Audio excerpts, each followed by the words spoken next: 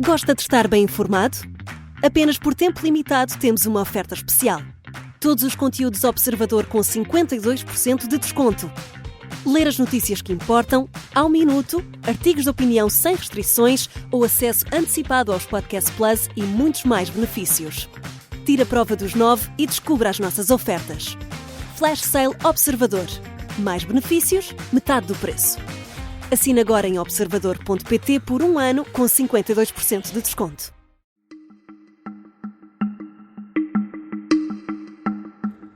Esta é a história do dia da Rádio Observador. O discurso de Trump em 5 pontos.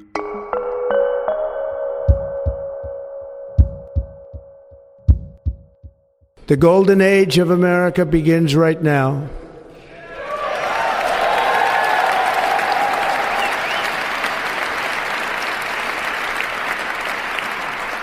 From this day forward, our country will flourish and be respected again all over the world. Donald Trump, no discurso de tomada de posse, logo a abrir, deixou uma promessa de uma nova era dourada para os Estados Unidos. No Capitólio, em Washington, o novo presidente norte-americano falou de guerra, de paz, de economia, de imigração e de Deus. Deus, que, segundo diz, o salvou da morte. Vou conversar com Bruno Cardoso Reis, que está em Washington, é o autor do podcast da Rádio Observador 5 Continentes, é historiador, e vou conversar com o Bruno Cardoso Reis sobre os pontos essenciais deste discurso de Donald Trump. Eu sou o Ricardo Conceição e esta é a história do dia, de terça-feira, 21 de janeiro.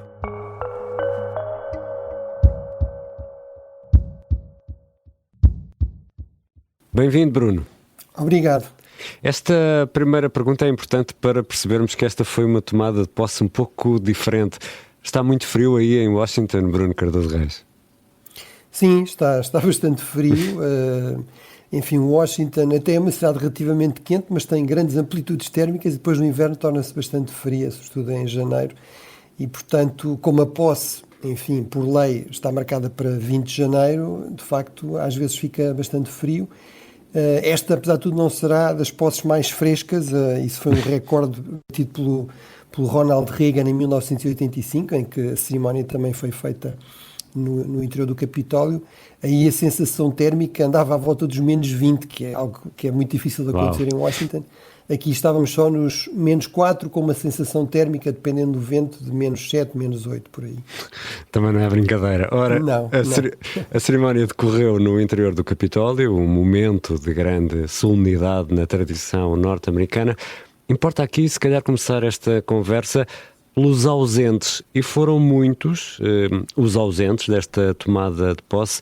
Bruno, quem queres destacar entre os que não foram a Washington e que significado, no fundo, têm estas ausências? Bem, talvez a figura política assim mais relevante fosse a da Nancy Pelosi, não é? Que foi a anterior líder da Câmara dos Representantes, a Speaker, na linguagem aqui política americana, e que realmente tem um longo histórico de choque com Donald Trump. Ela própria também tinha muitas vezes uma postura, digamos, de dar troco a Donald Trump, que é algo que ele não gosta, não é? Há aquela cena famosa, por exemplo, num dos discursos dele no Congresso, em que ela basicamente rasga o discurso no final, não é?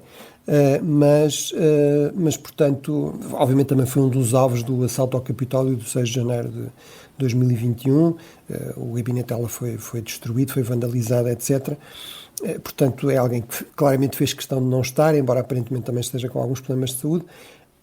Há a própria Michelle Obama, mas aí, enfim, estamos a falar de uma primeira-dama, é alguém que tem alguma importância simbólica, mas não tem propriamente uma função política por si. Eu diria que, apesar de tudo, eu sublinharia as presenças, ou seja, ao contrário de 2021, em que Donald Trump não esteve presente na posse do seu sucessor, não é? Então vamos a isso. As presenças, há grupos sonantes entre as presenças.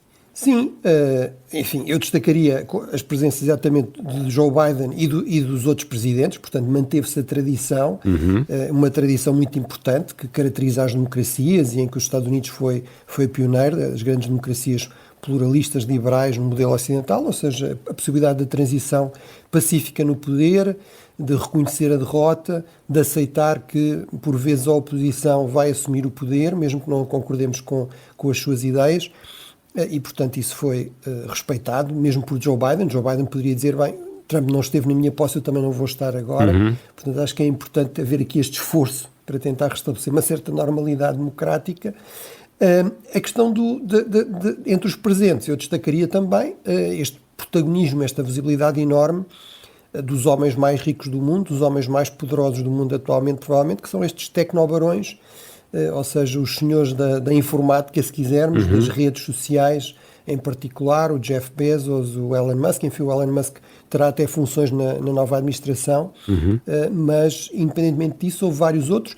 Talvez o mais paradoxal de todos seja o responsável do TikTok aqui nos Estados Unidos, ou seja, a grande app chinesa, que em última análise é controlada pelo partido, pelo regime do Partido-Estado, do Partido Comunista Chinês, mas que Donald Trump, depois de ter sido muito crítico disso no passado, por vezes até com razões compreensíveis, preocupações de segurança nacional, etc., de acesso a dados, aparentemente agora percebeu que o TikTok lhe era favorável, tinha ajudado na sua campanha. Exato. E que se calhar até teria disponível a ajudar mais no futuro, e portanto mudou de ideias e afinal acha que há que dar aqui uma segunda oportunidade ao TikTok. Isso é curioso estares a dizer isso, porque a presença destes empresários, e bom, estavam lá os principais, Amazon, Google, Facebook, Apple, estavam lá todos representados, e Trump prometeu também no discurso devolver a liberdade de expressão. After years and years of illegal and unconstitutional federal efforts to restrict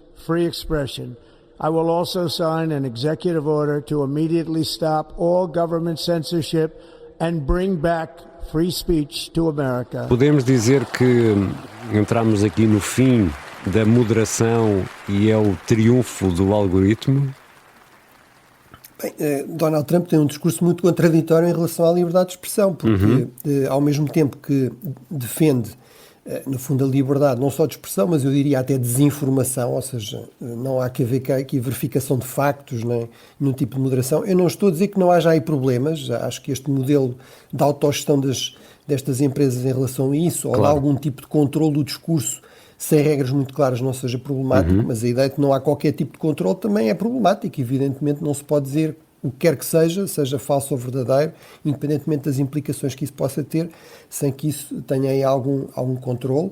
Eu tendencialmente sou muito favorável à liberdade de expressão, acho que aliás esta cultura do cancelamento ligada ao wokeismo, etc., é também altamente problemático e ajudou muito Donald Trump, mas depois Donald Trump ao mesmo tempo ameaçou publicamente, não só com processos, pessoas que se atreveram a desafiá-lo politicamente, inclusive republicanos, portanto até conservadores, mas que discordam dele politicamente, ou até cancelar as licenças, por exemplo, de empresas de comunicação social, dos grandes canais de comunicação social, que ele entende também que são críticos.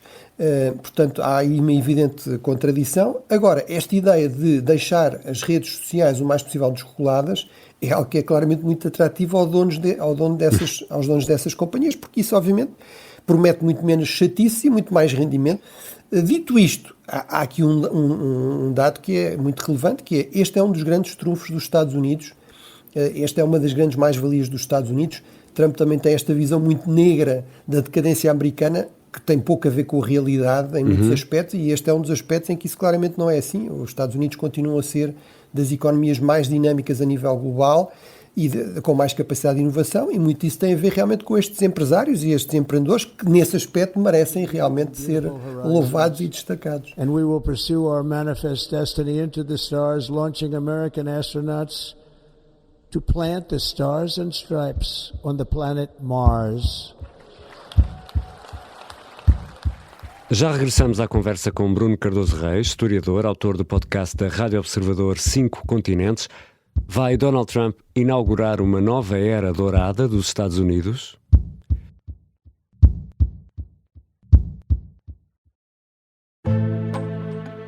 O sargento na cela 7. O homem na cela 7 escapou à morte por pouco.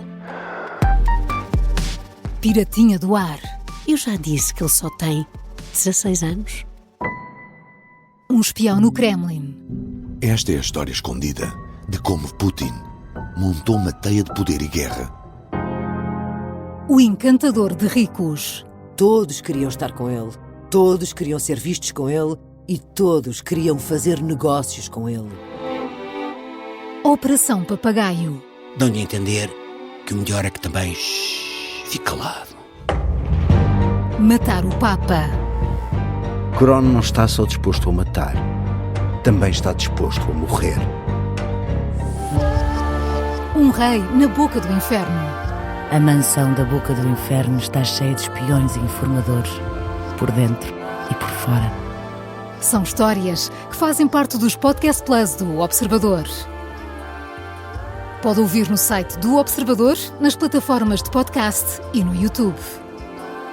Podcast Plus é mais do que um podcast. Estamos de regresso à conversa com Bruno Cardoso Reis, comentador, professor universitário, historiador, que participa neste episódio da História do Dia a partir de Washington. Bruno, Donald Trump apresentou-se como um fazedor da paz, aqui numa tradução literal. Alguém que, apoiado no mais poderoso exército do mundo, vai conseguir acabar com as guerras. Vai mesmo? Não me parece, ou seja, até é possível que nos dois grandes conflitos que têm sido mais visíveis nos últimos anos, haja uma tendência forte para algum tipo de cessar-fogo. Enfim, é isso que estamos a ver já no Médio Oriente, entre Israel e Gaza e o Hamas. Há uma pressão muito forte também nesse sentido entre a Ucrânia e a Rússia, e há claramente também um grande desgaste desses dois beligerantes. Mas parece-me evidente que mesmo aí uma paz duradoura, justa, é algo que é muito mais difícil de alcançar do que um simples cessar-fogo, e isso parece-me bastante mais distante. E, sobretudo, a nível global, parece-me que esta postura de Donald Trump, aliás, se vai contribuir para alguma coisa, provavelmente vai contribuir para mais conflitos. Nós sabemos que quando uma grande potência se retira, esses vazios estratégicos não ficam vazios muito tempo. São rapidamente ocupados, e muitas vezes a tentativa para ocupar lugares de uma certa hegemonia regional ou global levam à multiplicação de conflitos entre as potências que tentam precisamente afirmar a sua influência. Portanto, a tendência histórica, sempre que temos uma grande potência em retração, é para a multiplicação dos conflitos e não para a multiplicação da paz, se quisermos. E outro dos pontos fundamentais do discurso é o da imigração, e aqui Donald Trump promete guerra sem quartel contra a imigração ilegal, que irá conduzir a deportações em massa, o que promete o Presidente dos Estados Unidos. First, I will declare a national emergency at our southern border. Bruno, tu estás em Washington. Este discurso é compatível com os Estados Unidos pujantes do ponto de vista económico? Ou seja, esta força de trabalho ilegal não é necessária? Bem, eu aqui testo, concordar com Donald Trump, mas é verdade que, com muitos seus apoiantes eventualmente, mas é verdade que, à partida, não deve haver trabalho ilegal, não é? O trabalho deve ser legal, deve ser legalizado, até para garantir condições de remuneração justas às pessoas que estão a trabalhar. E, portanto, esse ponto parece-me válido e é algo que claramente precisa de ser, resolvido. Agora, muito objetivamente e muito pragmaticamente, porque depois há este lado também muito pragmático em Donald Trump, a verdade é que, como está aqui implícito na questão, a verdade é que isto tem sido uma enorme vantagem para os Estados Unidos, uma enorme fonte de dinamismo, a imigração, o trabalho dos imigrantes, legais e ilegais.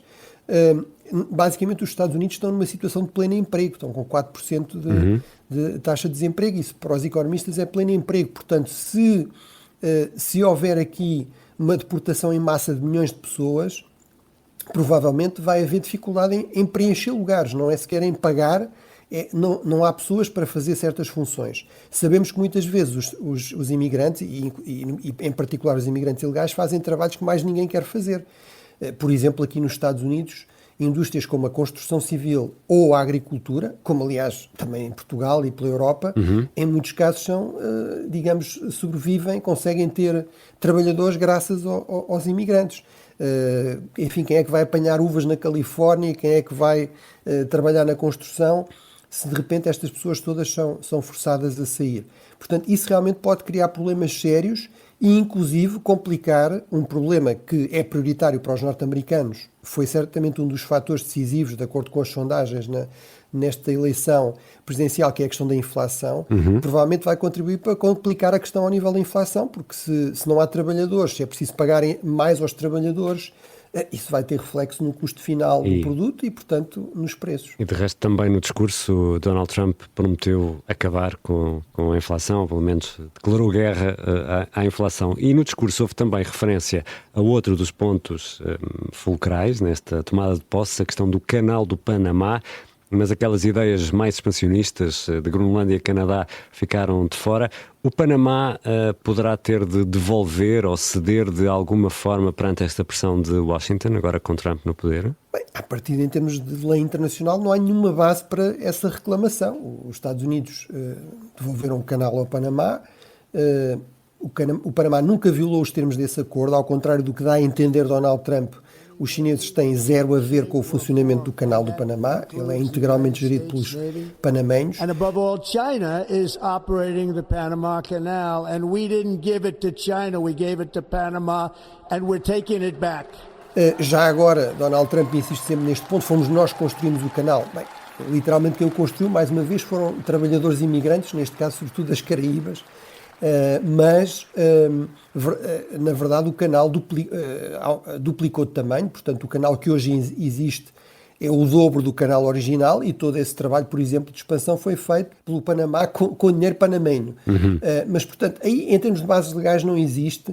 O grande problema de tudo isto é, enfim, há esta ideia, bem, isto é uma forma de forçar o Panamá a fazer cedências, é uma forma de se posicionar em termos negociais até inteligente, porque, no fundo, quando os Estados Unidos disserem, bem, afinal não vamos tomar o canal pela força, isso até já é uma cedência, quando na verdade devia ser o ponto de partida.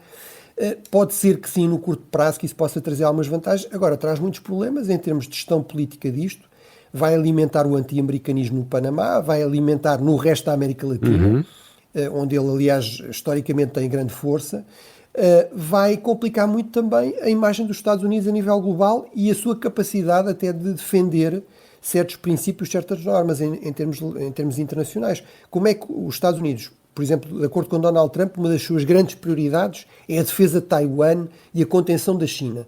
Como é que os Estados Unidos vão dizer que a China não pode tomar Taiwan, que a China nunca reconheceu como independente, aliás, quando depois diz que vai tomar o canal do Panamá pela força ou vai tomar conta da Groenlândia pela força? Tudo isso, obviamente, vai tornar muito mais complicado conseguir apoios a nível internacional. Se os Estados Unidos ameaçam um país europeu como a Dinamarca, que tem a Groenlândia, como é que depois vão convencer os países europeus a apoiar os Estados Unidos, por exemplo, contra a China na questão de Taiwan? E ainda temos de olhar para outro ponto, que é o do protecionismo económico. Donald Trump promete tarifas a torto e direito, diz que vai conseguir muito dinheiro aumentando as taxas aduaneiras, por exemplo. Mas, Bruno, tu és historiador, explica-nos lá, ou lembra-nos lá, a história está cheia de exemplos de que esta história do protecionismo nem sempre corre bem, não é? Não, sobretudo tem esta questão que é, geralmente leva à retaliação, ou seja, leva a um mundo de economias mais fechadas. Isso facilita a vida em termos das indústrias nacionais, vamos dizer assim, mas tem um custo muito elevado, que é sobretudo ao nível da inflação, ou seja, os preços vão subir. Aliás, é lógico que assim seja, no fundo, para isto funcionar, para haver mais produção nacional, os produtos estrangeiros têm de ficar mais caros, para os nacionais serem competitivos, ou seja, inflação, ou então nem sequer entram, nem sequer, no fundo, esses produtores estrangeiros desistem, porque não conseguem competir, e, portanto, há menos competição, ou seja, os produtos nacionais que têm menos competição têm menos razão para baixar o preço, portanto, vai haver aqui um fenómeno de inflação significativo. Lá está, há também a ideia de que isto em muitos casos é retórica, é uma tentativa de obter cedências, concessões da parte de outros países e que não será para concretizar, pelo menos não na escala que Donald Trump foi anunciando. Vamos ver se é realmente assim. Nós sabemos que Donald Trump é muito sensível, não a muitos argumentos racionais ou de peritos, etc., mas é sobretudo sensível à sua popularidade, em particular interna, e também em alguns indicadores económicos, nomeadamente, por exemplo, a questão da Bolsa. E, portanto, se for possível argumentar que isto terá impacto negativo a esses dois níveis, acho que, se calhar, Donald Trump vai-se conter mais do que a sua retórica, enfim, deixaria esperar. E numa das passagens do discurso, o Trump disse que foi salvo da morte por Deus, que tem uma missão. I was saved by God to make America great again. Ter sido salvo da morte por Deus. E como ouvimos no arranque deste episódio da História do Dia, abriu o discurso a dizer que está a começar uma nova era dourada para a América. A pergunta aqui, Bruno, é: este segundo mandato de Trump vai ser muito diferente do primeiro? Bem, desde logo, em termos de tom, de retórica, Donald Trump parece-me evidente que não. Ou seja, seria muito estranho que alguém como Donald Trump, com a idade que tem, com a personalidade que tem, viesse mudar agora radicalmente, por exemplo, tornar-se um moderado. Quando fez toda a sua carreira com este tom, com base neste tom, quando conseguiu vencer por uma segunda vez a eleição presidencial usando este tipo de retórica, de facto não me parece que isso fosse muito realista. Exigiria aqui uma espécie de transplante de personalidade, que acho que é algo que nem a medicina mais avançada consegue fazer. Eu diria, pode haver alguns aspectos diferentes, sobretudo nesta dimensão, que é Donald Trump tem uma equipa muito mais alinhada com ele, muito mais fiel, ou seja, Trump realmente conseguiu transformar o Partido Republicano num partido muito mais trumpista, muito mais nacionalista e populista, e, portanto, nesse sentido terá muito mais meios para conseguir concretizar a sua agenda, as suas ideias, do que teve no primeiro mandato. Portanto, eu diria, a expectativa será eventualmente um mandato ainda mais trumpista do que da primeira vez, apenas limitado pelos custos políticos que isso possa vir a ter, se eu perceber que certos aspectos mais radicais das suas políticas acabam por ser impopulares ou ter custos económicos muito elevados. Obrigado, Bruno. Obrigado.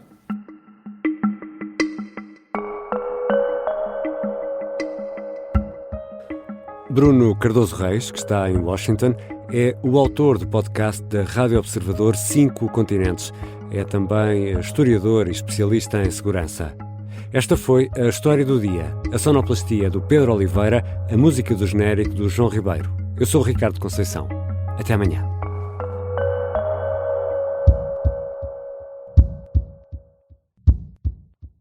Se gostar deste podcast, pode seguir, dar 5 estrelas e comentar o episódio na Apple Podcasts ou no Spotify. Pode também subscrever e gostar no YouTube. Assim recebe uma notificação sempre que houver um novo episódio.